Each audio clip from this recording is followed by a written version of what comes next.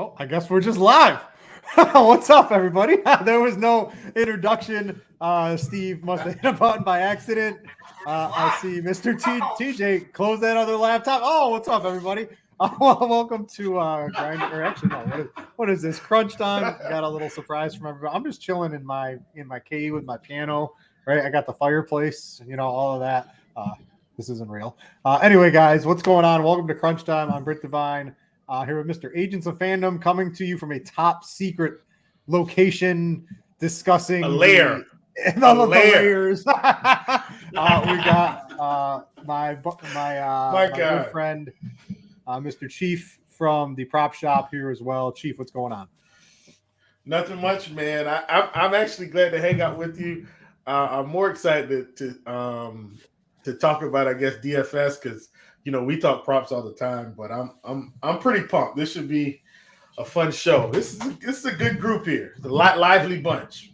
Yeah, we got some NBA, we got some NFL, we've got some bets for you. I think our producer Steve got mad that I might like the Jaguars, and I don't know RotoGrinders. They're from Tennessee. They're in Nashville. I don't know. Maybe he just decided to harm us for this. But anyway, TJ, what's going on? Steve's a Titans/Mets guy. But yeah, I'm doing well. Coming to you from my parents' house at their place for supper because my sister's in town. And so just hopping on quick. I brought my mic, brought my headphones, brought my laptop. And so we're here ready to break down this NBA slate and this NFL slate as well. Bit of a wacky start. My laptop sound was on, no intro, but we're here. We're ready. We make it happen even if we're not on location. All right, let's talk NBA. And I don't know. Is this usually, TJ, me and you have been doing these, and the weekend gets pretty crazy. And I don't know. Are we waiting on anything, TJ? This looks like the slate's been set in stone. I've been looking at the projections all day, doing the rankings. Nothing's really changed. It's been set in stone. Everyone's going to be holding hands to the finals in the cash game world today. Is there any news, anything we're waiting on here? Well, I don't think really. I mean, I think in lineup HQ, LeBron's questionable. I know that tag, but I don't know if he's a real Q or if that's kind of the he's questionable all season. And exactly. Sometimes he'll actually sit. So we're still waiting on the LeBron news, but outside of that, and I'm kind of playing this as if he is going to play. But that's kind of all of it. We got this New Orleans stuff early in the day, obviously opening up the intense value that we've been seeing, especially some of these guys are a bit cheaper over there on DK, but going to be a big New Orleans Pelicans day today, I think, especially in cash games. Yeah, and then I guess, Chief, what's your overall thoughts on this slate? We can maybe break down some cash and tournament plays in a second, but how are you looking to be different, or are you basically just going to be playing all the New Orleans value? Najee, Jones, Trey Murphy, Jose Alvarado. Everybody's going to be playing all these guys in just about every lineup. We've got them. There's a couple other plays most people are going to be playing as well. Are we rolling with the cheap value? Is there anyone you might want to fade out of that? How are you handling that? I mean, I think you roll with the cheap value. Me personally, I have a fair amount of interest in Orlando tonight, and I guess we'll talk about that. But I don't think you need to get away from the cheap value that is the Pelicans. I mean, they pretty much. I mean, they opened the slate up. I mean, even on Fanduel with a lot of 4 and 5K guys. I mean, I wish we had some at 3K, but that's just it doesn't matter. The 4K guys should be fine. And I know on DraftKings, though, you will end up with the Alvarado that's 3,900 and everybody else in the 4K range. So I don't think you can get away from them completely. You probably will need at least 2. I would say 2 at a minimum to get done the things you need to get done. That will kind of be my read. And then, but for tournaments, like I said, I do feel good about these Orlando guys, even against Golden State, who's been playing better. Yeah, TJ, sometimes you have takes too. I just want to get both of your thoughts since we got 3 of us here. Is there one of the value plays you'd be, one of the Pelicans you'd be less inclined to play, more inclined to maybe go all in sort of if you're playing multi lineups tonight? So if I was running a lot, I would. So anytime we always get kind of extreme Najee Marshall ownership with Trey Murphy and Herb Jones picking up a little less. I always like getting a little more Herb Jones, a little more Trey Murphy, and then a little less Najee Marshall whenever that is the case. But Marshall's been playing some good ball lately. Jose Alvarado is the guy that I'm the least likely to take a pivot off of. However, if I was running a lot of lineups, I think the way I would do this is I would make sure I had at least one of Alvarado, Dyson Daniels, or Devontae Graham in every lineup, because I'm still probably want to get that 70% Jose Alvarado that everybody else is going to be getting today. But with that other 30%, I want to make sure I'm doubling the field on Devontae Graham and Dyson Daniels, because if Alvarado is going to fail, I think it's likely going to be one of those two guys that are having a big day in his space. So I think that those two New Orleans guards are an interesting pivot off of Alvarado. And then in the same lens, same kind of idea in terms of cheap guard value, somebody that I've kind of been waiting on all day, and we just got the news about Alex Caruso. It seems small, but it opens up a little bit of Ayo Dosunmu and one of my favorite value plays for tournaments on the slate, Kobe White today. Yeah, so Chief Real talking about that with Caruso. I'm looking on Twitter right now. I'm assuming he's out, TJ. Am I correct on that? Yeah, he's out. Yeah, so he's out. Ayo is already popping on a couple of sites here. What do you think his projection is? He's already in there for 32 minutes with Caruso in at 20. His fantasy points on our sponsor Fanduel right around 24. Are his minutes going to tick up, or is it just more overall usage for him?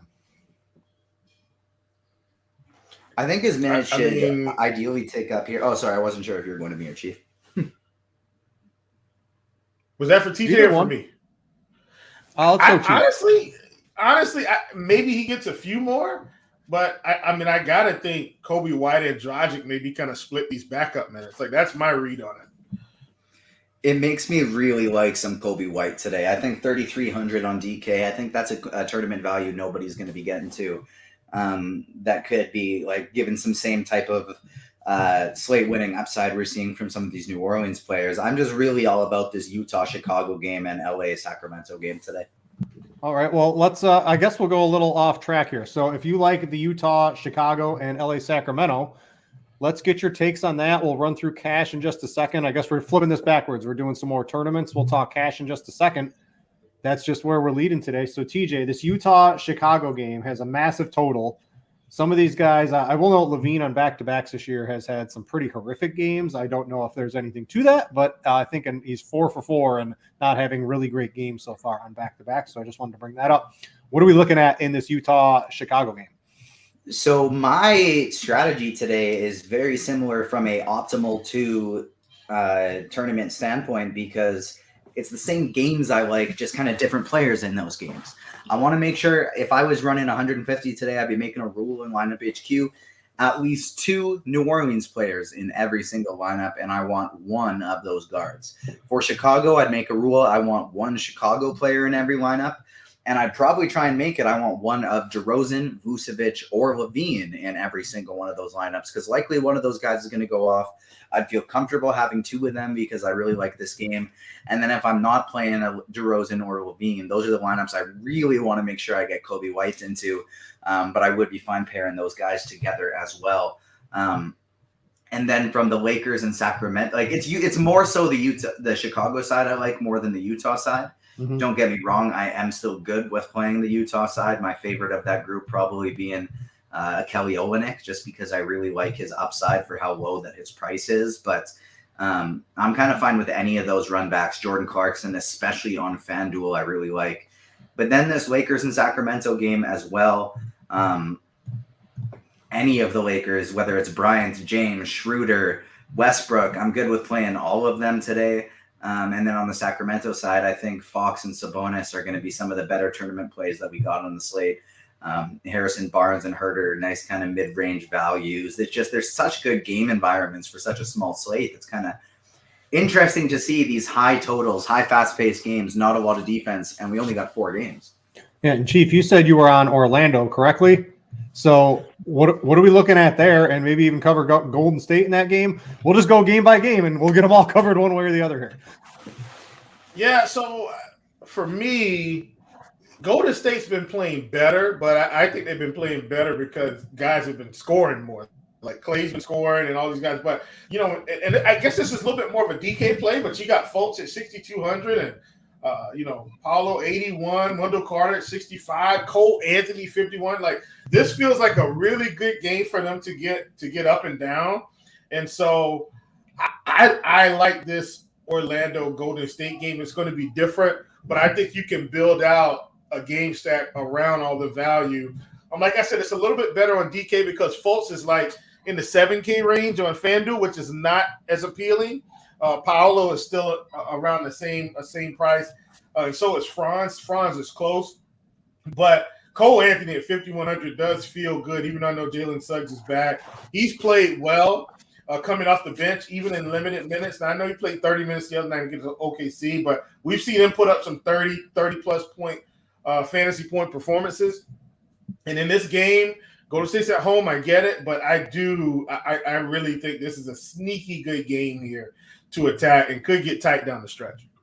All right, so I'm going to run some cash game picks for you guys real quick. Jose Alvarado, somebody interrupt me if they disagree with anything, please. Jose Alvarado, lock, both sites. I know TJ was maybe a little less on Najee Marshall, but I think Najee Marshall lock. Cash games lock for sure. Yeah, for sure for cash games.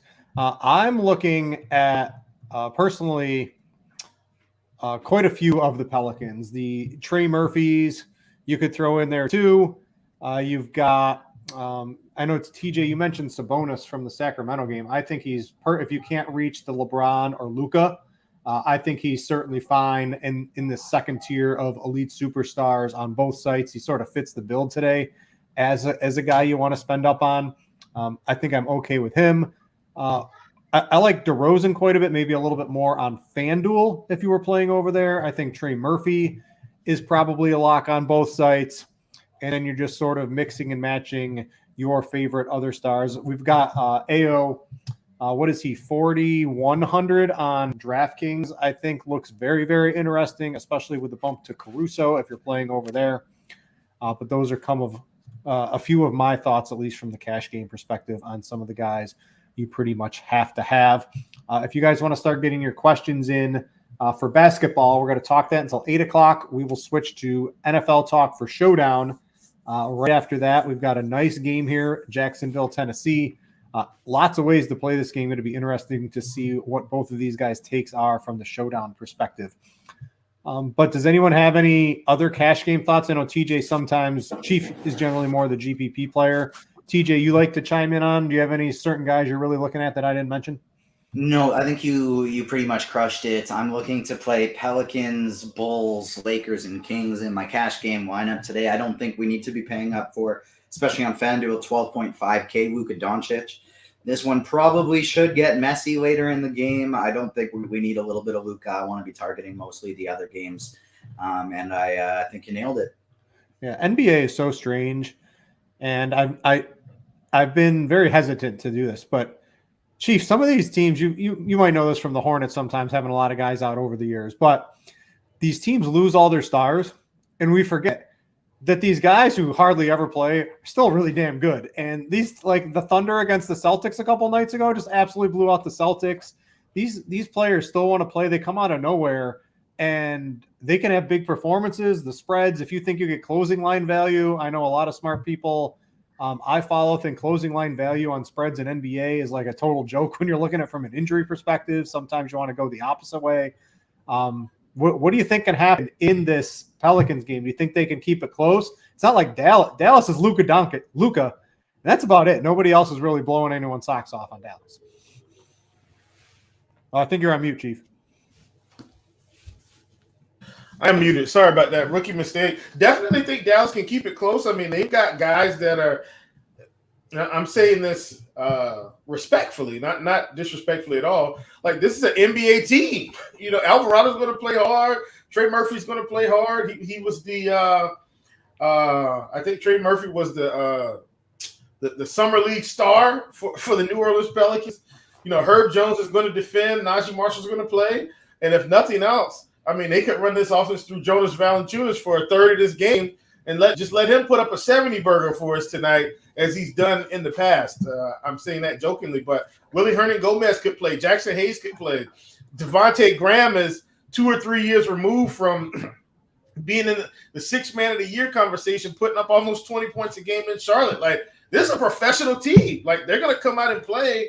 You talk about Dallas. Spencer Dinwiddie was a bench player for a while. Tim Hardaway was a bench player for this same team. Reggie Bullock is a bench player, and Christian Wood's been coming off the bench half the season. So essentially, outside of Luka being the one superstar, this is the same exact team. If you took Luka and put him on the Pelicans, it's the same scenario to me. So I like New Orleans. I think this game is close.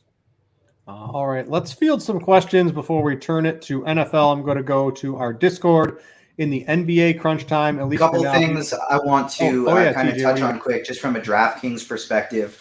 I would be more willing to run it back with Luka on DK, even though he's more expensive. I just find there's more cheap value on DraftKings. Alvarado is cheaper. Plus, I can just play 4 or 5 of these New Orleans players and then run it. And since they're value pieces anyways, I can run it back with Luka there. I just found on Fanduel today, having quite a bit more trouble paying that 12.5K price tag when there's not that 3K value to build around him with. All right, back to the questions. I'm in the Discord. Hero wants to know, DK tournament with Wiggins on an unknown minutes restriction. Anyone want to take a shot on him at 2% ownership? Is Wiggins in play for you, Chief, first? No. TJ, is he someone on your radar? Would you be more intact to play the more known quantities from the Warriors at this point? Yeah, not going to Wiggins today.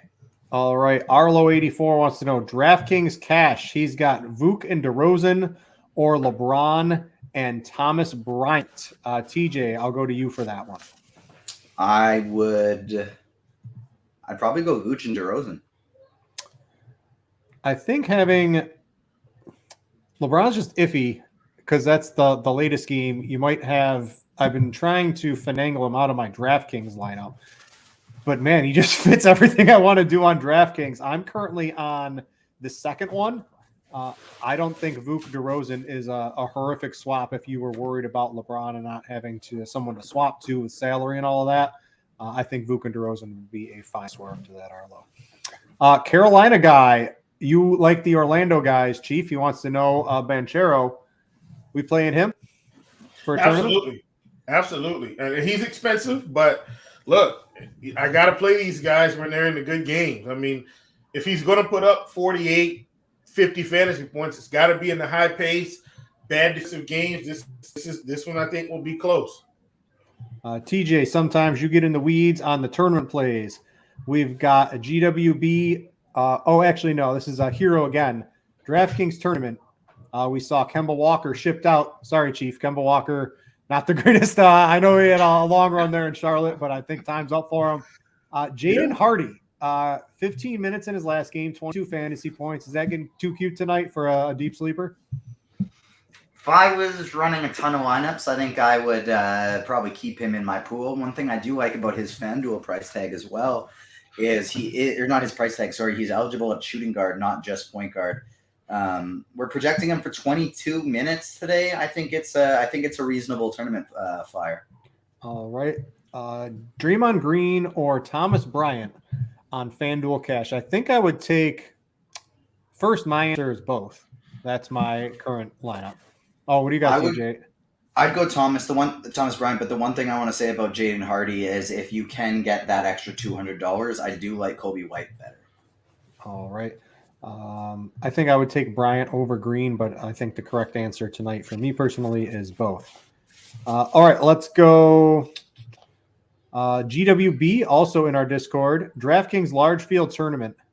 A 6-2. Oh no, this is football. We'll get to football in just a couple of minutes here. Keep the football down for about 5 minutes, and we'll get to those in just a second. Anyone playing Drummond tonight? That's like a super region, even on a 4-game slate, right? If I was running 150, he's always in the pool, but single entry type thing, not for me. Drummond to you is my Kevin Love, except Kevin Love actually started and screwed up his price. So I need him to come on back down. Like to be clear, I haven't played Drummond this year, but just like on a small slate, like a 4-game slate, this type of situation, hell yeah, I'd include him in the pool. If anything can get totally weird, I would need to be approaching 50, 60 entries plus of to get something like an Andre Drummond on the 4-game slate tonight. All right, going to YouTube. Pay up for Luka or Sabonis and Fanduel. This is from RR Sham. I like TJ have had trouble getting to the Luka on FanDuel and even a little bit on DraftKings. I have Sabonis personally on my cash team on both sites. It just fits the build. You've got the cheap value at the guards. It just makes Luka a luxury tonight where Sabonis fits in where there's not as much value and has been having some big games. So I'm on Sabonis, I think, on both sides simply because that's where the value lies. I think a couple weeks ago, TJ, we were on, and Luka was going to be like 10% owned, and that's when he had his monster like 80, 90 fantasy point game. Totally cool if you can get up to it. And I think it makes sense, especially pairing him with 4+ of those New Orleans starters, because if that game stays close, we know where Dallas's points are coming from. You're soaking up all the minutes from the Pelicans. I think that's pretty interesting, but I'm just having a hard time getting to him generally tonight. Yeah, especially in a FanDuel cash, that's definitely a Sabonis for me. On DraftKings, though, that is where I'm more tempted to. I see that next question in YouTube is saying, TJ, how am I spending my money on GK today? GPP, single entry.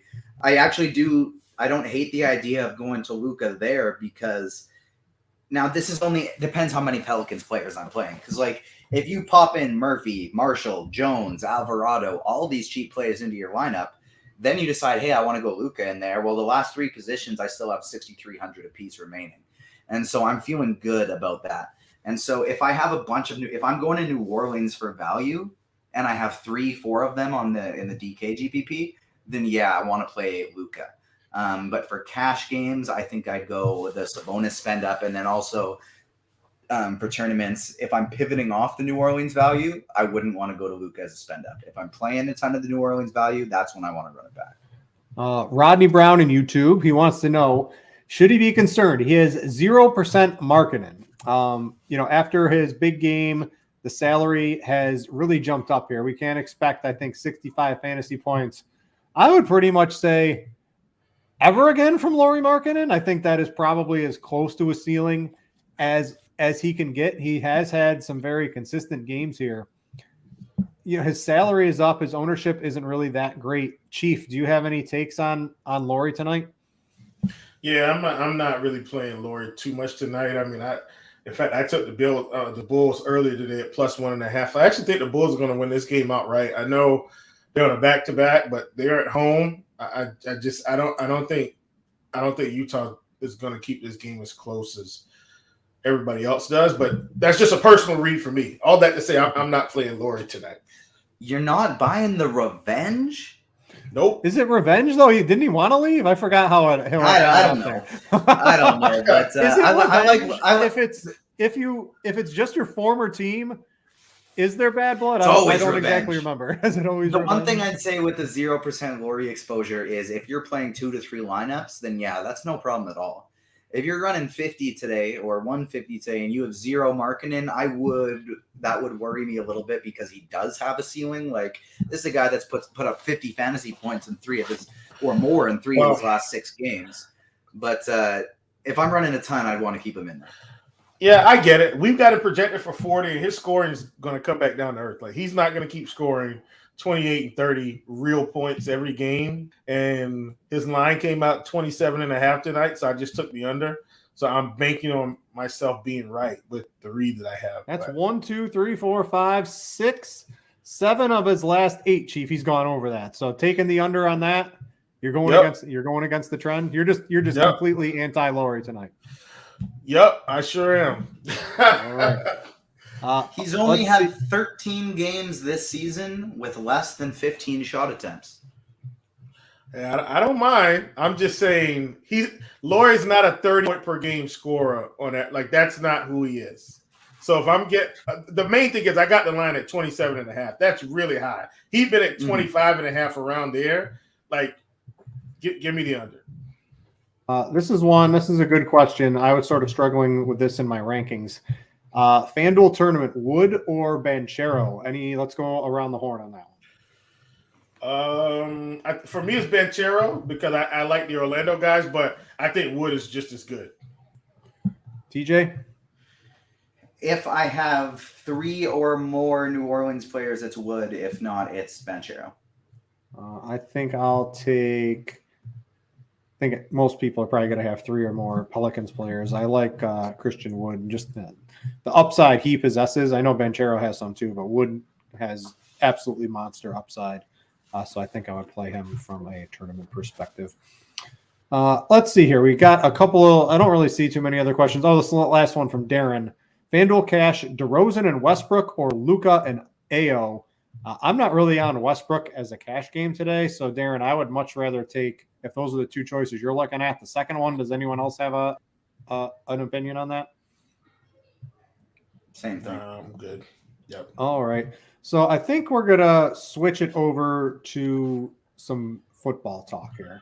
And 150 people watching. Let's hit the darn like button here. We got break coming from Kirk Dees' house with the piano in the background. I'm at my parents' house here. We got NBA and NFL free content. Let's hit the like button. Yeah. So let's go to our sponsor, FanDuel, for their single game. Got to get off NBA here. And in the MVP spot, real quick, each of you want to give me maybe your top 2 players you're looking at from an MVP perspective on FanDuel. TJ, I want to start with you. Who's making that MVP cut for you? So FanDuel, where we don't have to worry about the salary multiplier, just always from an optimal standpoint, want to go with the highest projected play. I don't care about price. And so like from optimal perspective, it's definitely Trevor Lawrence. Now, if I'm trying to get different today, if I'm trying to, we talked about this a little bit last week. For me, for large field stuff, for showdown, I don't really want to play a suboptimal captain who is 8, 9, 10, 15% owned. I would rather just play the optimal play, usually a quarterback, and differentiate somewhere else, or play somebody totally off the board. Because if I'm playing somebody who's 8% owned, they're also not optimal, but there's still going to be a ton of other duplicates with that type of lineup. That's 8% of 200,000 people is still a ton. And so I still have to find ways to differentiate. If I'm differentiating at the utility anyways, I'd rather do it with the optimal play. Now, if I'm not playing Trevor Lawrence, the biggest thing that stands out for me, especially on FanDuel, Joshua Dobbs, the other starting quarterback in this game, he's coming in at sub 5% ownership. So at Dobbs at the MVP position with a little bit of a Titans stack, I find that very, very interesting today. Derrick Henry, to me, is the one I'm going to be the most underweight on, which does terrify me at that MVP position. But with him getting 10, 15% more ownership than Trevor Lawrence, I personally think Lawrence outscores him.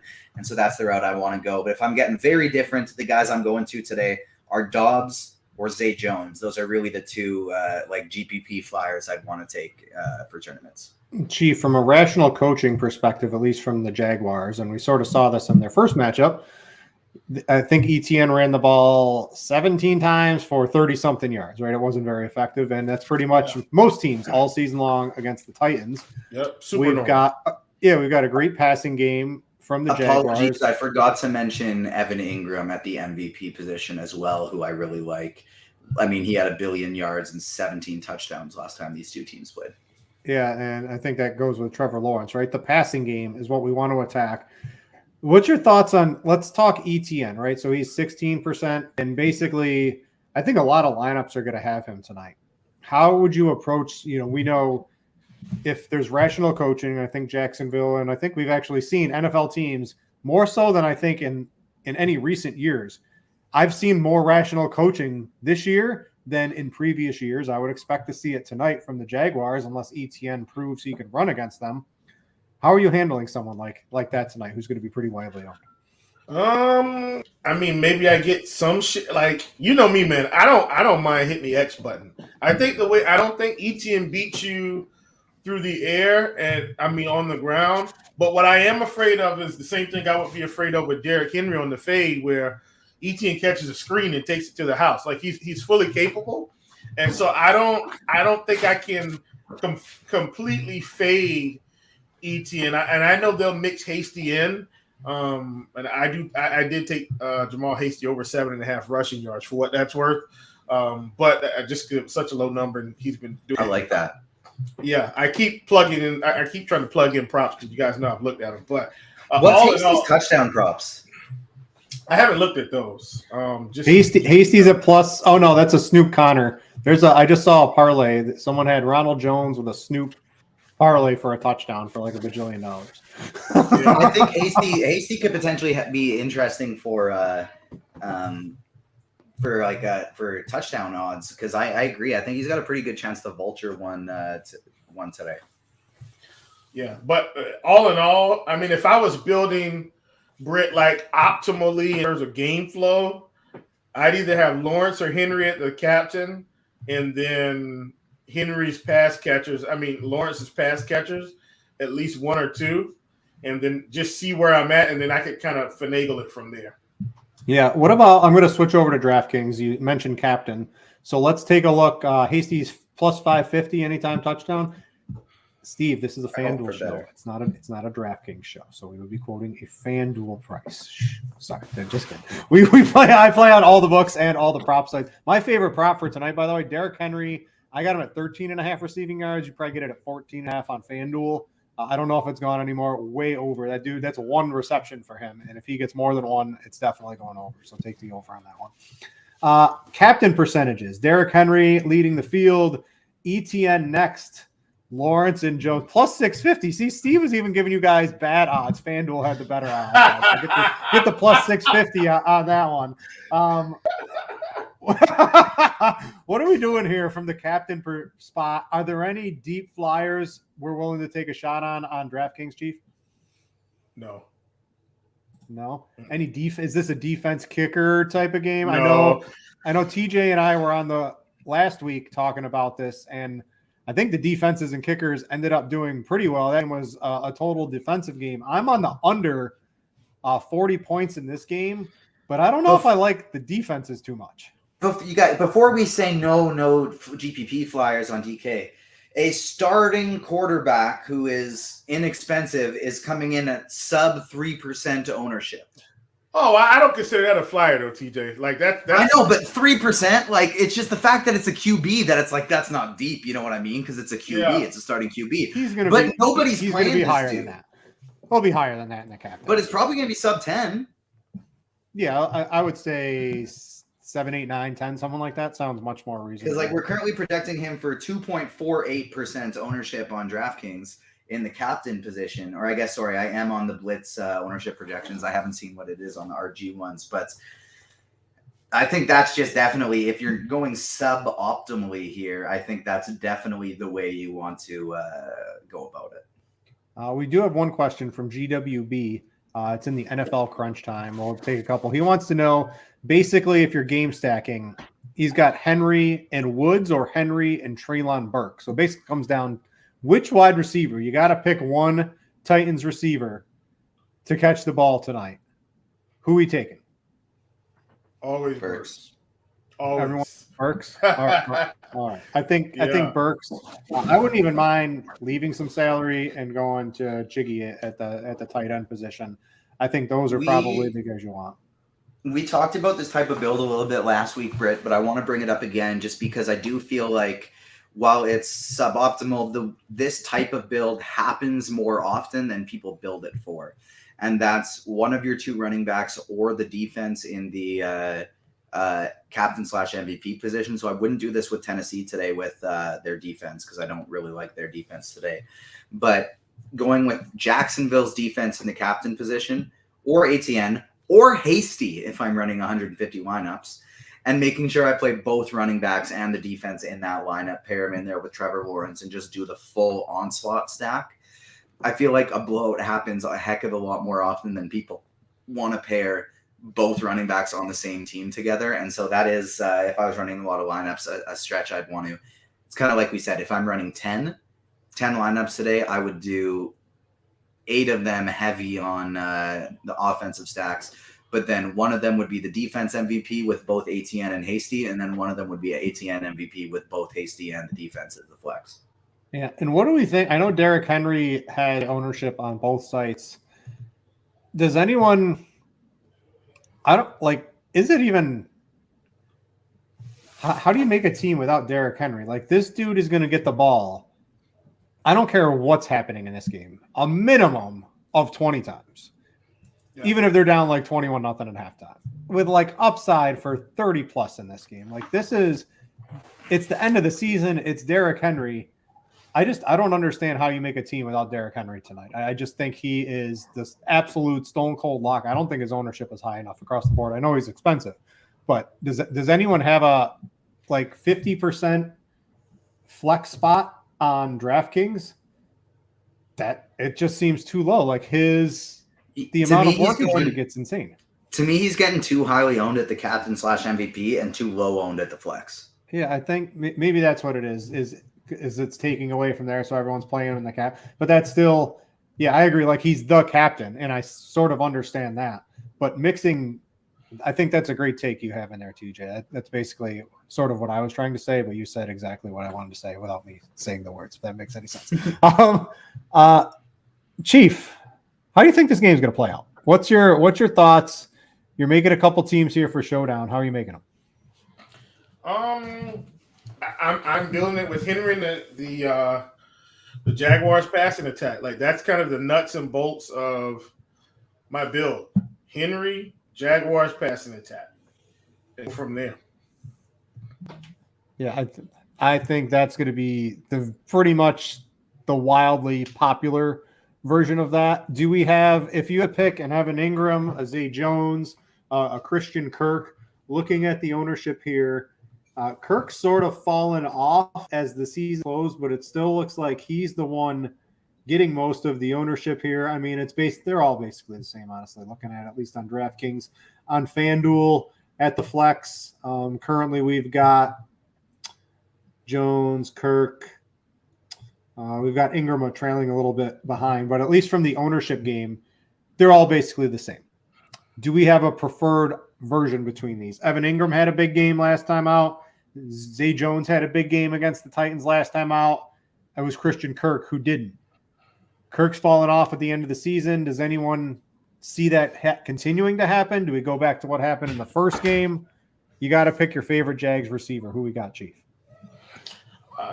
For me, it's always Zay Jones. I just think the way he gets targeted, the amount of volume he gets, the type of targets he gets, it's always Zay Jones for me. Good yard after the catch ability, like him a ton. TJ? Ditto. I would argue that like maybe Christian Kirk on FanDuel, where their prices are right beside each other, but especially on DraftKings where there's a 3K difference, basically, it's Zay Jones over Christian Kirk for me by a mile. And then is number two, are we just Zay Jones, Ingram, Kirk? Is Kirk the bottom from all of us, or does anyone want to take a stand on maybe? Kirk's ahead of Ingram for me on FanDuel, but behind him on DraftKings for me. Okay, and then Chief, where do you maybe the next two Jaguars receivers? Who you got there? And then Marvin Jones is the flyer, probably. Yeah, not the guy I want to stake my night on tonight. Yeah, I don't want to stake it, but the thing is, Evan Ingram's been really integrated into this passing offense the past couple of weeks.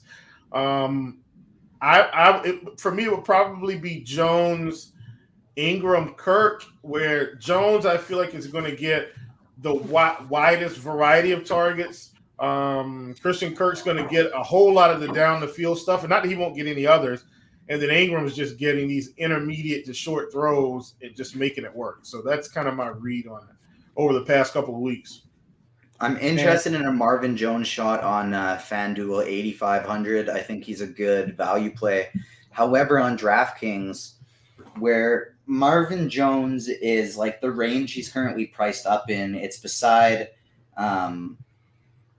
Robert Woods, Treylon Burks is just a little bit more. Evan Ingram is just barely more. The kickers and Hasty are over $1,000 cheaper. If I'm taking a shot on a non-Big Three pass catcher from Jacksonville on DraftKings, I think it's going to be Jamal Agnew. 1.2K, very cheap salary saving options on DraftKings. If this game gets at all ugly, he'll be heavily featured. But even if it's not at all ugly, this is a guy that he'll get a couple rushing plays. He'll get some gadget and screen plays every now and then. He gets high value targets when he does get the odd target. So 8K on Fanduel, I don't really feel the need to take a shot on him. I would rather just go up to Marvin Jones for 500 more, still 10% or less ownership. But on DK, where Agnew's still coming, where he's like 1.2K, that's kind of the extra receiver for Jacksonville I'd want to take a shot on. I want to let all you guys know watching on YouTube, I know a lot of you guys are premium subscribers, but if you're not and you want to access this fancy interface we have here on Live HQ, it is the low cost of free $99 for this weekend, week 18. So for tomorrow, if you want to mash some buttons, if you wanted to optimize some lineups, if you wanted to mess around in it, it is free this weekend. You might even be able, you probably got like a minute or two if it's free for this show. But all day tomorrow, you will have access to it for free $99. Make sure to check it out. It's a great interface. The only one I ever use when I'm looking at stuff. I use the Blitz. I use the RotoGrinders projections. I use the ownership. Everything's really nice. So make sure to check it out if you wanted to test drive it and you are not a premium subscriber. Let's go. So, Chief, I was on Derrick Henry. You mentioned, who was it? Not Agnew. Hasty rushing yard, 7.5. I'm on the Jaguars, minus 6.5. I had a teaser, both the Chiefs and the Jags at minus 2.5. That is a big play for me this week, so I really need them at minus 2.5. But I also like them at 6.5. There are a lot of people I follow are on the Titans tonight that are very smart, so I am a little bit worried. Who do you got from a spread perspective on this game? I think it's the Jags. They're playing more complete football right now. I do think Dobbs playing is going to help this team tonight. So here's the thing. I think we're expecting this like really slow-paced game, and it could be. But I think Dobbs might help unlock this offense, and they may push the ball down. 39 pass attempts last week. Yeah. There's no Derrick Henry. Derrick Henry. I get it. But I'm saying I think this game might have, let's call it more balance than more of a slugfest. Like I think we're so used to Tennessee playing. If they saw what Dobbs could do last week and they still hand the ball to Derrick Henry 30 times, not up 14 points, like they got to do something with their coaching staff. Like let Dobbs throw the ball. And it doesn't have to all be down the field. Give him some safe throws and get him in a groove. Because if he plays well, Derrick Henry is going to play better. Because the running lanes will be there. Like, I don't think they need to turn around and hand this ball off 30 times thinking they're going to beat Jacksonville that way. Because if Jacksonville gets going to the passing game, they're going to have to throw it at some point. Might as well start out the game with some balance. All right. That's going to do it for the combination NBA NFL show. I got to check out this national anthem. Apparently, hashtag Florida Man was shredding on the guitar. So I got to see how that went. I'm sure you just I saw a couple pictures. Go look at it. It's definitely Florida Man shredding on the guitar. So I'm going to have to go listen to that. I always love a good national anthem, especially when it's not sung. I like it from guitars and things like that. Also very interested in that. Anyway, what's everyone doing tonight? We watching this game? We getting ready for week 18? What, Chief? Props, bets, week 18? What are we looking at? What's your favorite you got going right now? Props, man. You know me.